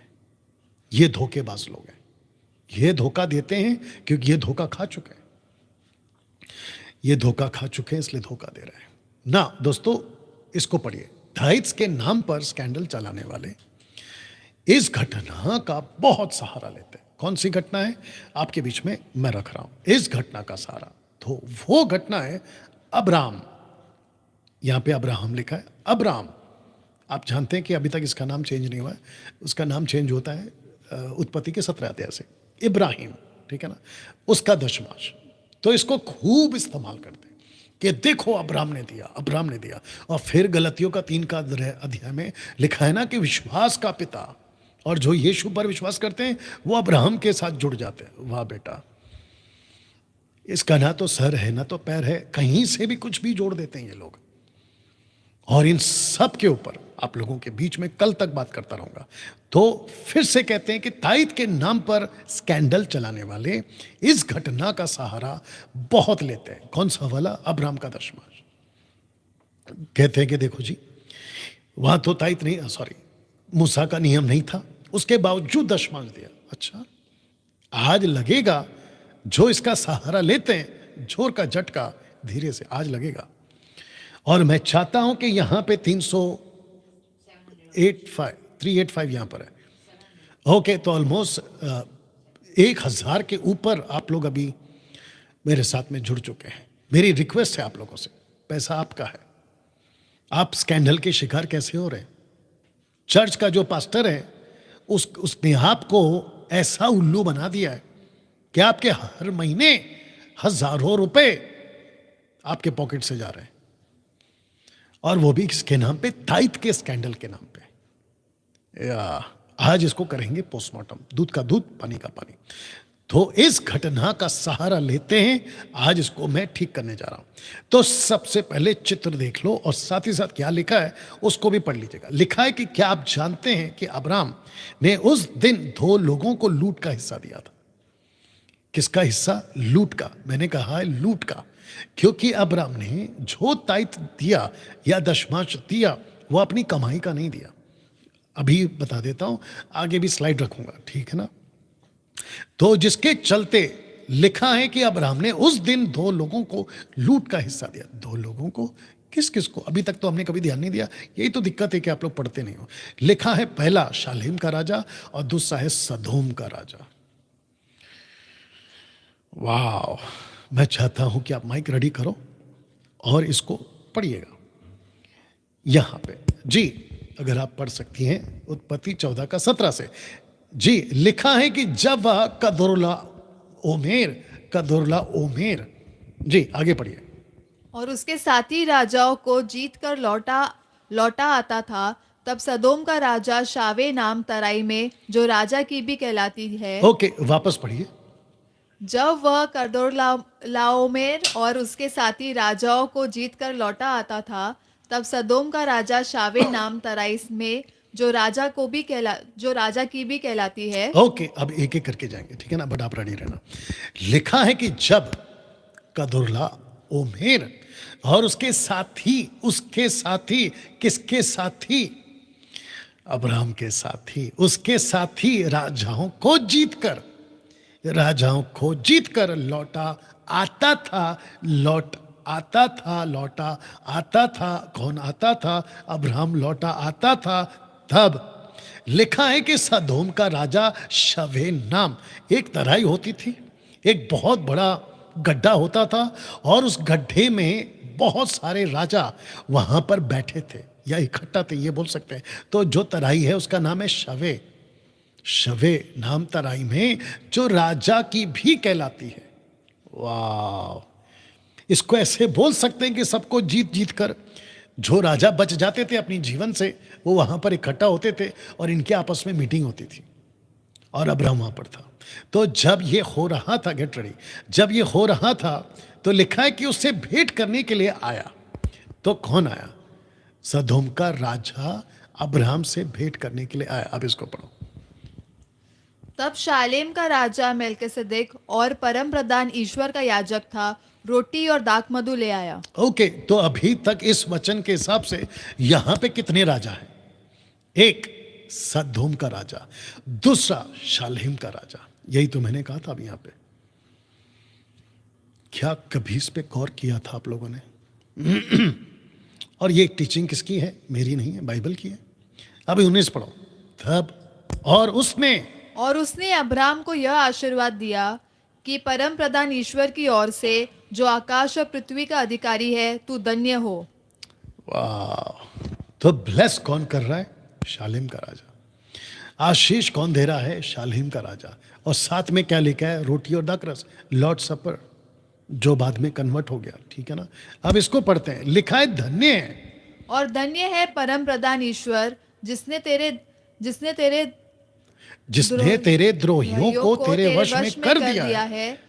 तब अब्राहम ने उसको सबका दशमांश दिया। एक सेकंड, मेरा क्वेश्चन ये है, क्या इसके पहले और कौन सा चैप्टर है? ये है चैप्टर 14। अब्राहम को कौन से चैप्टर में बुलाया? चैप्टर 12। मात्र 2 चैप्टर एक्सक्यूज मी, मात्र 2 चैप्टर पीछे इस व्यक्ति को परमेश्वर की पहचान हुई थी। और यह घटना कब की है? ज्यादा टाइम नहीं है और नहीं लूंगा। आपको सिर्फ इतना बता दूं कि इसका एक भतीजा था जिसका नाम था लूत, इंग्लिश में लॉट। वो चला गया था लूट में लॉट चला गया था लूट में, उसको लूट लिया था लोगों ने, दूसरे राजा ने। ये 318 सिपाही तैयार करता है, कौन? अब्राहम। और निकल पड़ता है अपने भतीजे को छुड़ाने के लिए, लूत को। और जब सब कुछ लौट कर आ रहा था और इतनी प्रॉपर्टी इसके पास में लूट की आ गई थी, याद रखो लूट की, नॉट खुद की कमाई की, लूट की कमाई की, तब लिखा है कि उसने दशमांश दिया। इसको कहां से पता चला कि 10th देते हैं? तो इसका मतलब ये है, और आपको पता है ना कि इसका जो बैकग्राउंड है, इसके जो माता पिता हैं या जो इसके पीछे के पीढ़ी है ना, वो मूर्ति पूजक थे या ये यहोवा को नहीं मानते थे। तो दशमांश का कॉन्सेप्ट कोई बड़ी बात नहीं है। नंबर 1 आगे तो रखूंगा, कोई बड़ी बात नहीं है, ये दिया उसने। और कैसे दिया वो भी बताऊंगा, ठीक है ना? अब पढ़ते हैं किसको। तब सदोम के राजा ने अब्राहम से कहा, प्राणियों को तो मुझे दे और धन को अपने पास रख। बस, तो इसका मतलब है कि पहले दिया शालोम के राजा को 10th, अब बीच में आता है सदोम का राजा। यहां पे छल क्या रहा है दोस्तों? ये आता है 10 इसको देता है, सदोम का राजा आता है, वो भी अपना हिस्सा मांग रहा है। आपको पता है उसने क्या कहा अब्राहम से? कि जानवरों को तू रख ले, सॉरी जानवरों को मुझे दे दे, लेकिन धन को अपने पास रख ले। कैश पैसा रुपया तू रख ले। भाई इसको पढ़ते हैं। लिखा है कि अब्राहम ने सदोम के राजा से कहा, परम प्रधान, पढ़िए, परम प्रधान ईश्वर यहोवा, जो आकाश और पृथ्वी का अधिकारी है, हाँ, उसकी मैं यह शपथ खाता हूं कि जो कुछ तेरा है उसमें से न तो मैं एक सेकंड, ये क्या बोल गया? कहता है कि जो कुछ तेरा है। तो मेरा क्वेश्चन ये है, शालोम के राजा को क्या दिया? 10th। सदोम का राजा बीच में कहां से आ गया? और उसको कहता है कि जो कुछ तेरा है उसमें से ना तो मैं एक सूत और ना जूती का बंधन, ना कोई वस्तु लूंगा कि तू ऐसा ना कहने पाए कि अब्राहम मेरे ही कारण धनी हुआ है। इसका मतलब राजा सदोम के कारण तू पैसे वाला हो गया। नीचे इसको, ठीक है, उसको बाद में पढ़ते हैं।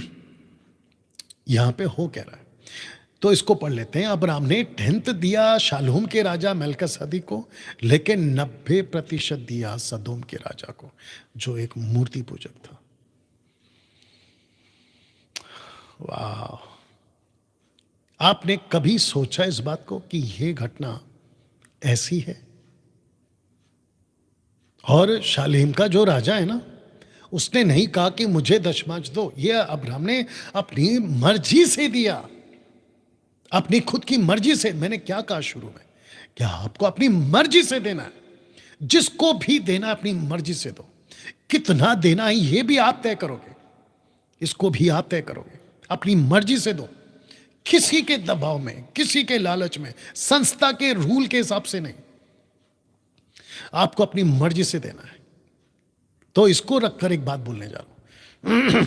आपको पता है, इसका डर दिखा के और इसका लालच दिखा कर कि देखो अब्राहम ने ताइत दिया। मेरा क्वेश्चन यह है कि अब्राहम ने शालेम को 10 दिया, तो फिर सदोम को 90 दिया। आप 90 का बात क्यों नहीं करते? आपके अंदर इतनी हिम्मत है 90 का बात करने की? आपने 10 को पकड़ लिया, 90 को क्यों छोड़ दिया? आप ये भी तो बोल सकते हैं ना कि शालेम का राजा को 10 दिया अब्राहम ने, और उसने सदोम के राजा को 90 दिया, तो तुम 90 दो। 90 क्यों नहीं पकड़ा तुम लोगों ने?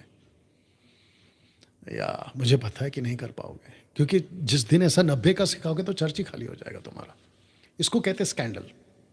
अब आपको पता है ये चित्र रखकर मैं आपको क्या बोलने वाला था। मैं आपको बोलने वाला था, और जो अभी बोलूंगा वो ये है कि जब ताइत कोई नहीं दे पाता, कोई फैमिली अचानक से उसका बच्चा बीमार हो गया, उसकी पत्नी बीमार हो गई, या उसका हस्बैंड बीमार हो गया, या घर के कोई बीमार हो गए, उनका कई हजारों रुपए इसमें चले गए, क्या कहते हैं, मेडिकल में चले गए। और उसके चक्कर में उसकी नौकरी का दिक्कत, उसकी छुट्टी, उसका फिर वो सैलरी कट गया, और ऊपर से चल रहा होता है उनका होम लोन, कार लोन, ये लोन, वो लोन, सब कुछ चल रहा होता है। और उसके बाद अगर आपका 1 महीना चर्च के पास्टर को लिफाफा जिस पे लिखा होता है ना ताइत, वो नहीं गया, तो चर्च का पास्टर उस व्यक्ति का नाम बकायदा लेकर चर्च में से अनाउंसमेंट करता है कि इस व्यक्ति ने अपना दशमांश नहीं दिया, जल्दी से दे दो, अन्यथा आपका मेंबरशिप कट जाएगा। वाह बेटा, वाह, तेरे बाप का चर्च है ऐसी हरकत करने की? तुम्हारी जो चर्च है, तुमने उसको अपने बाप का जागीर बना लिया। सबका बाप ऊपर बैठा है। जिस दिन तुम लोगों से वो सवाल पूछेगा ना कि ये हरकत कैसे करी, तब तुम कहीं के नहीं रहोगे। वाह, मैं वापस कहता हूं, देखिए इनको तो नहीं सुधार सकते, ये जब सुधरेंगे सुधरेंगे, लेकिन जो जनता है ना, मसीह जनता, मैं उसको तो जागरूक कर सकता हूं। तो मैं मसीह जनता को पूछना चाहता हूं, आप लोग इनके स्कैंडल में फंस कैसे रहे? पैसा आपका है, नौकरी आपकी है, बिजनेस आपका है, फैमिली आपका, बच्चे आपका, सब कुछ आपका, एक डर का शिकार में कि अगर ताइत नहीं दिया तो श्राप आएगा, जो कि नहीं आएगा। मैं आपको क्लियर कर चुका, आप श्राप के अधीन में नहीं है, आप अनुग्रह के अधीन में। स्वतंत्रता के लिए मसीह ने आपको स्वतंत्र कर दिया। ये लोग ये वाला वचन आपको नहीं सिखाएंगे, लेकिन डैनियल राज आपको सिखा रहा है। आप उसके डर में क्यों फंस जाते हो? डैनियल भाई, ऐसे टाइम पे फिर हम क्या करें? क्योंकि अगर हमने ताइत नहीं दिया, वो चर्च से हमको निकाल देंगे। ये मेरे भाई, चर्च से निकाल देगा ना, परमेश्वर के राज्य से तो नहीं निकालेगा। और ऐसे लोगों के लिए, मुझ जैसे 10% खड़े हैं ना आप लोगों के लिए, आपको चर्च से निकालते हैं, मैं आपकी गारंटी लेता हूं। आपका मैयत, आपकी डेडिकेशन, आपकी शादी, आपका चर्च का पूरा जो भी है, यहां तक कि मसीह मंथन बैठक 29 राज्य भारत के और अदर्स कंट्रीज के लिए भी रिस्पॉन्सिबल खड़ा बैठा यहां पे मैं, आपका बड़ा भाई या छोटा भाई। लेकिन गलत की शिकार मत बनो। 2020 से ये बात को बोल रहा हूं, डंके की चोट पे। यहां तक ठीक, अब इसकी कुछ सच्चाई आपके बीच में रखा। क्या आप जानते हैं कि दशमांश अब्राहम ने अपने पूरे जीवन में एक ही बार दिया था, नॉट एवरी मंथ, और न ही साल में एक बार, एक ही बार दिया था उसने। क्योंकि जब तक मूसा का नियम आता, अब्राहम से और मूसा के बीच में कम से कम 500 साल का गैप है, या उससे भी ज्यादा। सोच के देखिए आप, ऑलमोस्ट 500 साल के ऊपर, 600, 700, 1000 भी बोल सकते हैं। क्योंकि अब्राहम के बाद इसहाक आएगा, फिर उसका जनरेशन, फिर याकूब आएगा, उसका जनरेशन, फिर जोसेफ आएगा, उसका जनरेशन, फिर उसके बाद में 430 साल की यूसुफ की गुलामी के द्वारा मिस्र के अंदर, वो अलग। तब तक अब्राहम ने कभी किसी को ताइत नहीं दिया। तो ये कैसे कह सकते हैं कि अब्राहम की ताइत को आपके साथ जोड़कर कि आप हर महीने दो, जबकि अब्राहम ने लाइफ में एक ही बार दिया, जस्ट वंस, और वो भी इसलिए दिया क्योंकि उसको लगा कि देना चाहिए, उसका फ्री विल है, वो उसकी खुद की मर्जी है वो। और उस दिन उसने सिर्फ 10 नहीं दिया, उस दिन उसने पूरा का पूरा 100 दिया। 10 दिया शालेम को और 90 दिया सदोम को, जो कि मूर्ति पूजक राजा था। बताइए इसको कैसे जस्टिफाई करोगे? लोकल पास्टर हो, मेगा चर्च के पास्टर हो, ऑनलाइन चर्च के पास्टर हो, इसको कैसे जस्टिफाई करोगे? अगर दम है ना, अपने चर्च को यह सिखा के बताओ कि अब्राहम ने लाइफ में सिर्फ एक ही बार दशमांश दिया, उसके बाद किसी को नहीं दिया। याकूब की बात करते हो याकूब की बात करते हो, कहां लिखा है? 28 का 20 पढ़ो, जेनेसिस 28 का 20, अगर मैं गलत नहीं हूं। याकूब की बात करते हो ना कि याकूब ने दिया। अच्छा, उसका तरीका बताते हैं आपको। मैंने यहाँ पे नहीं रखा है लेकिन फिर भी बताता हूँ, अभी आ गया इसलिए। याकूब 28 का 20 है, देखो। तब याकूब ने यह मन्नत मानी, यदि परमेश्वर मेरे संग रहकर एक मिनट, यदि को फिर पढ़ो। यदि परमेश्वर मेरे संग रहकर एक मिनट, उधर शर्त है, यदि शर्त है। इफ,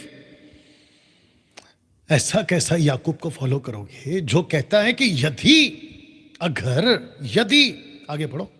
यदि परमेश्वर मेरे संग रहकर इस यात्रा में मेरी रक्षा करे, हाँ। और मुझे खाने के लिए रोटी, हाँ। और पहनने के लिए कपड़ा दे, हाँ। और मैं अपने पिता के घर में कुशल क्षेम से लौट आऊं, हाँ। तो यहोवा मेरा परमेश्वर ठहरेगा। और आगे, और यह पत्थर जिसका मैंने खंबा खड़ा किया है परमेश्वर का भवन ठहरेगा। हाँ। और जो कुछ तू मुझे दे उसका दशमांश मैं अवश्य ही तुझे दिया करूंगा। ओके, तो शर्त पे देगा दशमांश। हाँ, सही, ऐसा याकूब आपको चाहिए? ऐसा याकूब आपको चाहिए? जबकि खाना पीना, कपड़ा, रोटी, मकान जो भी है वो सब का सब प्रभु यीशु कहता है मेरे पीछे चलो, ये सब तुम्हारे पीछे चलेंगे। बताइए, तो इस याकूब के ताइत को हम एक्सेप्ट कर सकते हैं? ऐसे कॉन्सेप्ट पे हम चर्च को चला सकते हैं? नहीं चला सकते। सोच के देखिए, एक चर्च का मेंबर पास्टर को आके बोलता है, हे पास्टर, ये रहा मेरा 10,000 रुपया, ये मेरा ताइत है, ये ताइत मैं आपको दे रहा हूं, अगर 10,000 रुपया देकर अगले महीने अगर मुझे इसका 20 नहीं मिला तुम वो 10 लेना चाहोगे? नहीं लेना चाहोगे। और ऐसे चर्च के मेंबर को अपना मेंबरशिप बनाओगे? नहीं बनाना चाहोगे। यही तो मैं भी समझा रहा हूं। वाह दोस्तों, कैसा लग रहा है? अभी तक बात समझ में आ रही है? अब इसको पढ़ो। और क्या आप जानते हैं कि दशमांश अब्राहम ने अपनी तनख्वाह से नहीं दिया था, बल्कि लूट के माल से दिया था? तो मैं फिर पूछूंगा, लोकल पास्टर तुम, मेगा चर्च के पास्टर तुम, भारत के पास्टर तुम, इसको जस्टिफाई करके बताओ, अगर तुम इसका सहारा लेते हो कि अब्राहम ने दशमांश दिया इसलिए हम भी देना चाहिए, इसको जस्टिफाई करके बताओ। अब्राहम ने ना तो फसल का दिया, ना अपनी मेहनत का दिया, ना अपनी खेत का अनाज का दिया, ना अपनी तनख्वाह के कारोबार का दिया, उसने लूट का माल का दिया। यह व्यक्तिगत मामला है। व्यक्तिगत मामले को डॉक्ट्रिन मत बनाओ। याकूब का व्यक्तिगत मामला है, व्यक्तिगत मामले को डॉक्ट्रिन मत बनाओ और उसको चर्च के लोगों पे मत थोपो। यह मूर्खता है तुम्हारी अगर ऐसी हरकत करते हो। अब इसको पढ़ो। क्या आप जानते हैं कि अब्राहम के इस दशमांश को किसी ने भी नियम बनाकर लोगों पर नहीं थोपा था, यहां तक कि मूसा के 10 कमांडमेंट्स में भी नहीं है। आप 10 कमांडमेंट्स जानते हैं ना, एक्सोडस चैप्टर 20 में 10 आ गया, उसमें मेरे को दशमांश निकाल के बता दो। नहीं मिलेगा आपको, नहीं मिलेगा आपको। या अब बात करते हैं उस वचन की जहां से ये लूट मची है, मलाकी 3:10। और मैं जानता हूं कि 9:15 हो गए हैं, मैं इसको थोड़ा सा बताऊंगा और कल कंटिन्यू करूंगा। अब बात करते हैं इस वचन की जहां से ये लूट मची है, मलाकी 3:10। इसको मैं आपके बीच में रखने जा रहा हूं, लेकिन पहले कुछ जरूरी बातें। Are you ready for this? आइए सुनते हैं। इसको आपके बीच में रखूंगा। तो यहां पे है 370 और वहां है 720, या ऑलमोस्ट 11:15। या बने रहिएगा, लास्ट तक बने रहिएगा, बस 15-20 मिनट और दीजिएगा। लेकिन पहले कुछ जरूरी बातें, मलाकी 3:10 को पढ़ने से पहले कुछ जरूरी बातें जो कि आपको जानना बहुत ज़रूरी है। मैं इसको सोच रहा हूँ कि अगर मैंने इसको अभी छेड़ा तो कम से कम आधा घंटा जाएगा। क्या करें, कंटिन्यू करें? चलिए करते हैं।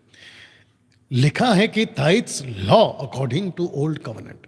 क्या हो गया? कहाँ पर कहाँ पर आएगा? ओके ओके, चलिए आगे। मैं इसको थोड़ा ऐसे बोलूंगा, ज्यादा नहीं बोलूंगा। लिखा है कि टाइट्स लिखा है कि tithes law according to old covenant. Old covenant तो इसका मतलब क्या है कि जो ताइथ था मूसा के बाद जो नियम बना है ना, वो बना था अंडर द लॉ। जितने पास्टर्स हैं तुम लोग ध्यान से सुनो, और जितने ताइथ गिवर्स हैं आप लोग भी ध्यान से सुनिएगा।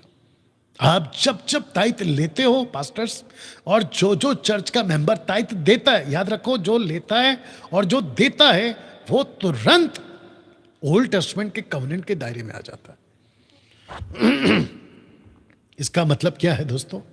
इसका मतलब यह है कि जो भी ताइथ लेता और जो ताइथ देता है वो ओल्ड कवनेंट के दायरे में अगर आ गया तो इसका मतलब है कि वो श्राप के दायरे में आ गया। क्योंकि जो व्यवस्था के काम को करता है अगर उसको पूरा नहीं कर पाया वो श्रापित है, वो श्रापित है। और एक कानून नहीं फॉलो करना है। मार्टिन लूथर कहता है अगर एक को फॉलो करा तो 612 जो कानून है व्यवस्था के उसको भी पूरा करना पड़ेगा।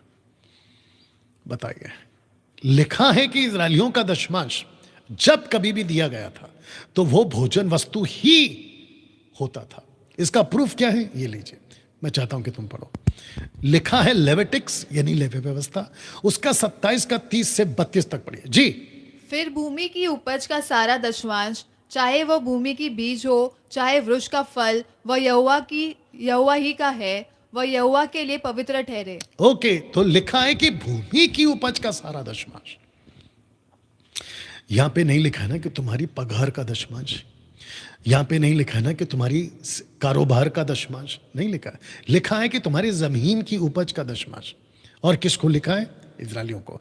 मकसद क्या है आगे रखूंगा, लेकिन ये आपके लिए नहीं है। लिखा है चाहे भूमि की बीज हो चाहे वृक्ष का फल, वो यहोवा ही का है, वह यहोवा के लिए पवित्र ठहरे। तो इसका मतलब है कि जो ताइथ होता था, अनाज, फूड, वो यहोवा के लिए होता था, यहोवा ही का होता था, और वो पवित्र होता था क्योंकि वो कहीं पहुंचता था। कहां पहुंचता था वो भी बताऊंगा, आज शायद नहीं पॉसिबल है। 32 पढ़िए। लिखा है कि गाय, बैल, भेड़, बकरियां, निदान जो जो पशु गिनने के लिए लाठी के तले निकल जाने वाले हैं उनका दशमांश अर्थात 10-10 पीछे एक एक पशु यहोवा के लिए पवित्र ठहरे। हाँ, तो ये भी क्या है? भोजन वस्तु। इसको भी क्या कहते हैं? भोजन वस्तु। यहां पैसा कहां है? यहां पे पैसा कहां है मेरे दोस्त? अभी कुछ लोग बोलेंगे कि डैनियल भाई पैसा उन दिनों में नहीं था। अच्छा, जेनेसिस की किताब में, मात्र जेनेसिस की किताब में 32 बार पैसों का जिक्र हुआ है।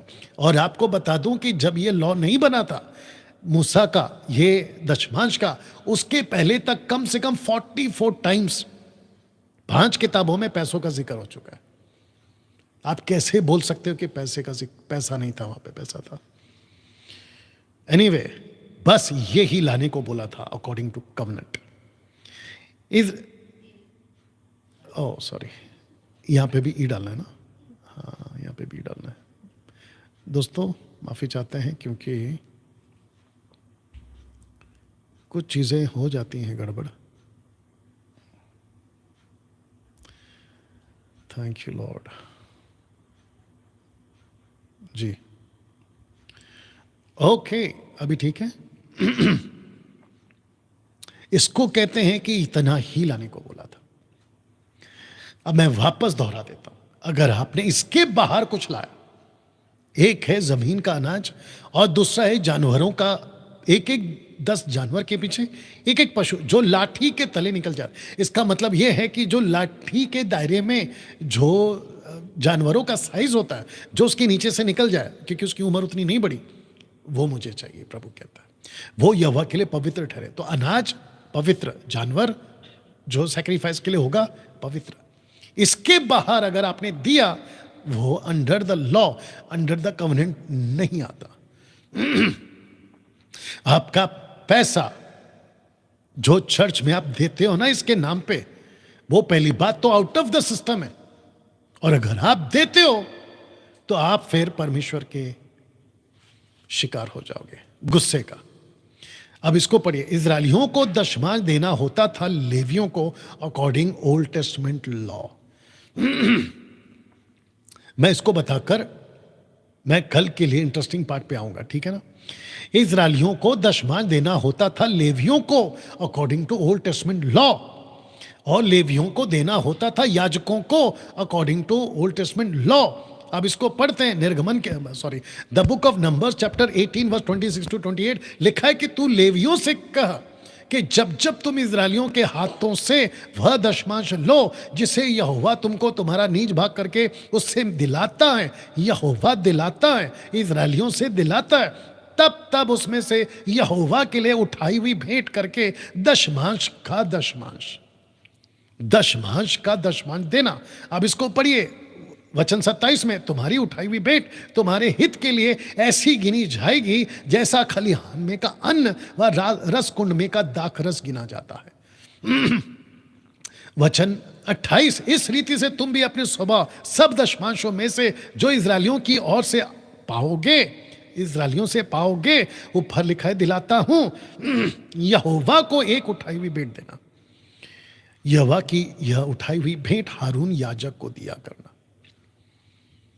तो इसको मैं भी आगे रखूंगा, पहले इसको पढ़ लीजिए, समझ लीजिएगा। इजरायलियों का दशमांश देना होता था लेवियों को, इजरायलियों को दशमांश देना होता था लेवियों को, लेवी दशमांश देते थे याजकों को। अब इसको पढ़ते, यही नियम था कब तक? नेहमिया तक। बहुत ध्यान से सुना होगा, मूसा से नेहमिया तक का गैप देख लो कितना है। मूसा से नेहमिया तक का गैप देख लो कितना है, कम से कम 1000 साल के आसपास होगा, अगर मैं गलत नहीं हूं। कहता है जब जब लेवी दशमांश ले तब तक उनके संग हारून की संतान का कोई याजक रहा करे। लेवी दशमांशों का दशमांश हमारे परमेश्वर के भवन की कोठरियों में अर्थात भंडार में पहुंचाया करे। मलाकी 3:10 में यही तो शिकायत था परमेश्वर का कि मेरे भंडार में खाना खत्म हो गया है, यही तो था शिकायत। अब आप सोच के देखिए, मूसा के टाइम से नेहमिया तक, और आपको पता है ना नेहमिया कौन है? ये वही है जो 70 साल की गुलामी के बाद में इजरायलियों को छूटना था और मंदिर फिर से बनाना था। वाह, तब तक ये दशमांश का धातु क्या कहते हैं, सामग्री या ढांचा नहीं बदला। जमीन का अनाज और जानवर, ये दो था बस, पैसा नहीं था। क्या पैसा नहीं था वहां पर? बिल्कुल था, लेकिन परमेश्वर ने कहा खबरदार, ताइत में कोई पैसा नहीं डालेगा, दशमांश में कोई पैसा नहीं डालेगा, लेकिन क्या लाएगा? अनाज लाएगा। क्या लाएगा? जानवर लाएगा। आजकल क्या लाया जा रहा है दशमांश के नाम पे? पैसा। और वो भी गलत है, वो तो गलत ही है। अच्छा डैनियल भाई, हम एक काम करते हैं, अनाज लेकर आएंगे, वो भी गलत है, क्योंकि वो कॉन्सेप्ट ही खत्म हो गया। तो इसको मैंने कहा, एक होता है दशमांश और एक होता है दशमांशों का दशमांश। अब आप समझ गए, एक होता है दशमांश और एक होता है दशमांशों का दशमांश। एक होता था लेवियों के लिए दशमांश और एक होता था याजकों के लिए दशमांश। अब इसको पढ़ो, इजरायली देते थे लेवियों को दशमांश और लेवी देते थे याजकों को दशमांशों का दशमांश। ऐसा क्यों डैनियल भाई? अब ये देख लो, यहां टोटल 3 कैटेगरी है, यहां से जाएंगे। एक है लेवी, फिर यहां पर है याजक और बीच में है महायाजक। तो लेवी, बहुत ध्यान से सुनना होगा, जो लेवी होते थे, मैं इसको कल फिर समझाऊंगा, ठीक है ना। जो लेवी होते थे उसी में से निकलते थे याजक, और जो याजक होते थे उसी में से निकलते थे महायाजक। तो हारून कौन था? लेवी के गोत्र का। The book of Exodus chapter 3 verse 1 यही तो लिखा है कि मूसा के माता पिता लेवी थे, और हारून कौन है? मूसा का बड़ा भाई, सग्गा बड़ा भाई। तो लिखा है कि लेवियों के लिए नगर इजरायलियों के ही बीच में। मैं आपको बताता हूं क्यों। आप इसको पहला पढ़ते हैं फिर बात करते हैं। लिखा है नंबर्स यानी कि गिनती की किताब, उसका 35 का 1 से 3 में लिखा है, फिर यहोवा ने मोआब के अराबा में यरीहो के पास यरदन नदी के तट पर मूसा से कहा, क्या कहा सुनो, वचन दो इजरायलियों को आज्ञा दे कि तुम अपने अपने निज भाग की भूमि में से लेवियों के रहने के लिए नगर देना, लेवियों को रहने के लिए नगर देना, और नगरों के चारों ओर की चराइयां, मतलब जानवरों को खाना खिलाने के लिए चराइयां भी उनको देना। नगर तो उनके रहने के लिए और चराइयां उनके गाय बैल भेड़ बकरी आदि उनके सब पशुओं के लिए होंगी। तो आपको किसने कहा था कि लेवी लोग फुल टाइम काम करते हैं? लेवी फुल टाइम काम नहीं करते थे मंदिर में, वो भी अपना अपना अनाज, वो भी अपनी अपनी रोजी रोटी खुद कमाते थे। वाह। जबकि जो खाना जमा करना होता था ना मंदिर में, वो कॉन्सेप्ट बताऊंगा कल। तो आपने अभी तक क्या समझा इसके मुताबिक? ये मैप देख लो। तो जो टोटल 12 गोत्र थे उसमें से एक गोत्र था लेवी का, और वो लेवी का गोत्र का उनकी खुद की कोई प्रॉपर्टी नहीं होगी, ये परमेश्वर ने डिक्लेयर कर दिया था। और वो रहते कहाँ थे? इजरायलियों के बीच में। तब जाकर परमेश्वर क्या कहता था, इसको मैं फिर से पढ़ूंगा, ये वाला, इसको मैं फिर से पढ़ू। एक होता था दशमांश जो इजरायली देते थे। किसको देते थे? लिखा है कि एक होता था दशमांश, और एक होता था दशमांशों का दशमांश, एक होता था लेवियों के लिए दशमांश, और एक होता था याजकों के लिए दशमांश। इजरायली देते थे लेवियों को। क्यों? क्योंकि वो रहते थे उन्हीं के नगर में, तो उन्हीं के नगर में वो बसते थे, तो उनको खेती नहीं करना होता था। वो खेती नहीं कर सकते थे क्योंकि उनकी खुद की खेती नहीं होती थी। तो जो इजरायलियों की खेती होती थी उसका जो अनाज निकलता था वो लाते थे लेवियों को, और लेवियों को कहता था परमेश्वर की उसमें से उठाकर अब तुमको देना है याजकों को, वो भी भवन के अंदर मेरे स्टोर हाउस में रखना होगा। वाह।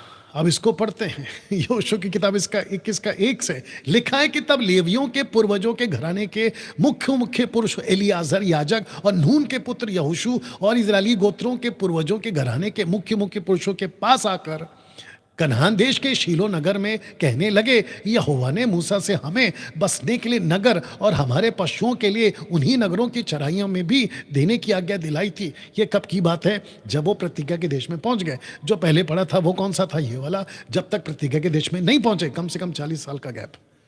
अब जब यहां पे पहुंच गए तो लिखा है कि मूसा की बात को याद करो। लेवियों ने यहोशू से आकर कहा, वचन 3, तब इजरायलियों ने यहोवा के कहने के अनुसार अपने अपने भाग में से लेवियों को चराइयों समेत नगर दिए, और कहतीहों के कुलों के नाम पर चिट्ठी निकली। इसलिए लेवियों में से हारून याजक के वंश को यहूदी शिमोन और बिन्यामीन के गोत्र के भागों में से 13 नगर। ये हो गया 13। अब आते हैं 10, उसके बाद फिर 13। अभी तक कितने हो गए? 46। अभी तक हो गए 46, और ये 12, 46 और 12 48, 58 लेवियों के लिए नगर निकले। 58 नगर में रहते थे ये लोग। इनके बीच में फोटो रख रहा हूं, ये वाला। अब आप सोच के देखें कि 12 गोत्रों के बीच में एक लेवी का गोत्र, और 58 बोला है मैंने अभी, 58 सिटीज जिसको कहते हैं लेवाइट सिटी, लेवियों का नगर, उनके बीच में से इनको दशमांश मिलता था। इनके बीच में से इनको दशमांश मिलता था। अब ये चित्र देख लो। लेवी इजरायलियों से दशमांश लेते थे पर भंडार घर में नहीं देते थे। ये रहा उसका प्रूफ। लिखा है नहमिया की किताब 10 का 38 में, जब जब लेवी दशमांश ले तब तब उनके संग हारून की संतान का एक याजक रहा करे। ऐसा क्यों? क्योंकि जो लेवी कलेक्ट करते थे ताइथ को, वो पूरी तरह से स्टोर हाउस में, परमेश्वर के भंडार में जमा नहीं करते थे। इसलिए याजक को नौकरी पे रखा जाता था कि जब जब ये कलेक्शन जमा करें तो एक आदमी उनको वॉच करे। नीचे लिखा है कि लेवी दशमांशों का दशमांश हमारे परमेश्वर के भवन की कोठरियों में अर्थात भंडार घर में पहुंचाया करेंगे, भंडार में पहुंचाया करेंगे। अब इसको पढ़िए 3 का 10, नंबर्स 3, 10-12।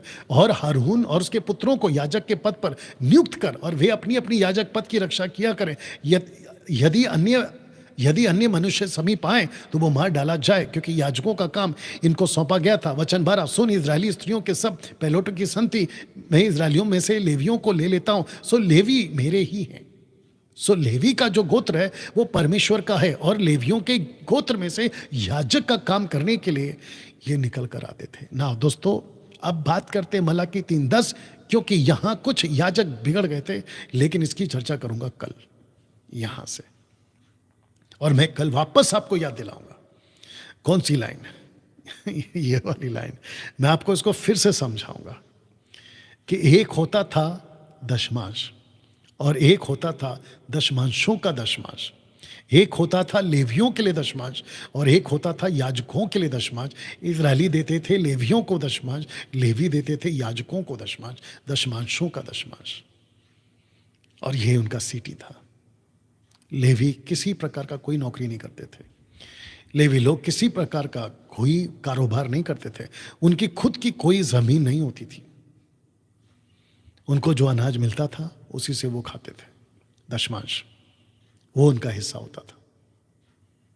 और मुझे ताज्जुब है कि आज इस कॉन्सेप्ट को उठाकर आप लोकल पास्टर कैसे कह सकते हैं, इस ताइद के कॉन्सेप्ट को उठाकर, मलाकी 3:10 का कॉन्सेप्ट उठाकर, जो यहां से मैं कल शुरू करूंगा, आप कैसे कह सकते हो कि अपने चर्च को ताइद देना है, जबकि पैसा, कैश, ताइद कभी था ही नहीं, कभी नहीं था। तो दोस्तों मिलते हैं कल ठीक रात 8 बजे। आइए प्रार्थना करते हैं। अनुग्रहकारी पिता, मैं तेरा धन्यवाद देता हूं। मेरी प्रार्थना है कि प्रभु ये बातें लोग समझ सकें, उनके जहन में बिठाइए प्रभु, और एक बड़े स्कैंडल से आप इनको छुड़ाइए। आपको महिमा देता हूं, स्तुति देता हूं। ये प्रार्थना यीशु के नाम से मांगता हूं, आमीन। चलिए दोस्तों, इस वीडियो को खूब शेयर करें। कल यहां से स्टार्ट करूंगा ठीक रात 8 बजे, और मैं कहता हूं कि बड़ी तैयारी के साथ आइएगा। जितने लोगों को बुला सकते हैं, फेसबुक और यूट्यूब पर लाइव डैनियल राज का ये टीचिंग चल रहा है, ऐसे उनको बुलाइएगा। प्रभु आपको आशीष दे। मिलते कल रात 8 बजे। God bless.